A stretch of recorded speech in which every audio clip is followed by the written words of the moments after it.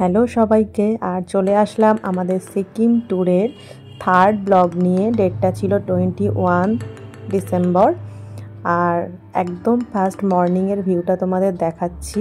এই যে দেখো, আগের দিন হালকা হালকা স্নো পড়েছে, আর ওই দূরে একদম সাদা কাঞ্চনজঙ্ঘা দেখা যাচ্ছে। আর ঠিক আর এক দিকের জানলা দিয়ে এই সুন্দর সিল্ক রুট দেখা যাচ্ছে। তো আমাদের হোমস্টের ভিউটা কিন্তু খুব সুন্দর। একদিকের জানলা দিয়ে সানরাইজ কাঞ্চনজঙ্ঘা, আর আরেক দিকে জানলা দিয়ে সিল্ক রুট। একটা খুব সুন্দর সানরাইজ তোমাদের সাথে আমি শেয়ার করছি। এটা এই দিন ভোরবেলা আমরা খুব সুন্দর একদম ঘরে বসে জানলা দিয়েই এত সুন্দর একটা সানরাইজ দেখতে পেয়েছিলাম।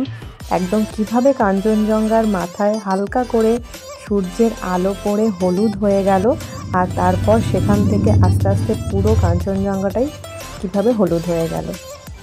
তো দেখার পরে আমরা এখানে একটু সকালবেলা বাইরেটা বেরিয়ে দেখলাম। এই যে দেখো, কাঞ্চনজঙ্ঘা কিন্তু অলরেডি সূর্যের আলো পরিষ্কার হয়ে এবার সাদা হয়ে গেছে। আর এই যে চারদিকে কি সুন্দর হালকা হালকা হালকা হালকা বরফের ধুলো পড়ার মতো পড়েছে।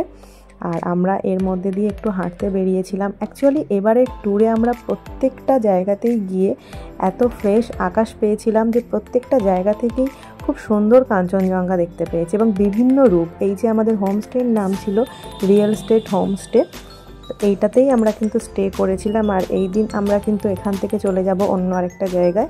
তো ব্রেকফাস্ট করে নিয়েছি, আর ব্রেকফাস্ট করতে এসে ওই যে দেখলাম ব্রেকফাস্টে ছিল আবারও ওয়াই গরম গরম। তো খুব সুন্দর এই টেস্ট ওয়াইয়ের। অ্যাকচুয়ালি ঠান্ডার মধ্যে গরম গরম খাবারটা পেলে বেশ ভালো লাগে।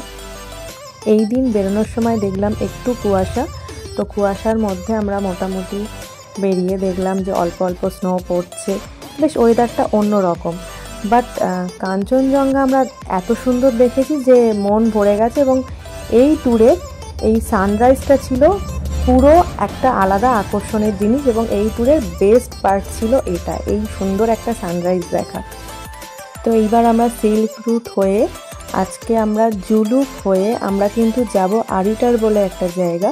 যাওয়ার পথে মাঝে একটা জায়গায় আমরা সাইট সিন করলাম। এই যে একটা ছোট্ট পাইন গাছের জঙ্গল এবং তার মধ্যে পার্ক। আর সেখান থেকে খানিকটা দূর আসার পরে আরেকটা সাইট সিন ছিল, যেটা হচ্ছে একটা ওয়াটারফলস।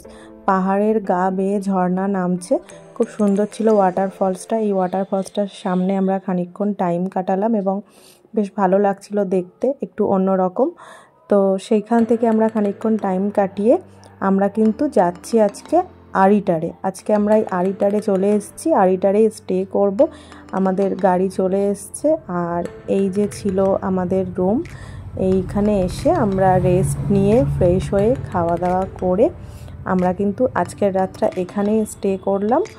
আর এখানের রুমটা এবং ভিউটা এটাও খুব সুন্দর ছিল। ডাবল বেডরুম, তার সাথে একটা সিঙ্গেল বেড ছিল, আর ডাইনিং স্পেসটাও ছিল কিন্তু খুবই সুন্দর। আমরা এখানে বসেই খাওয়া দাওয়া করেছিলাম। এই ব্লগটা এখানেই শেষ করছি, টাটা।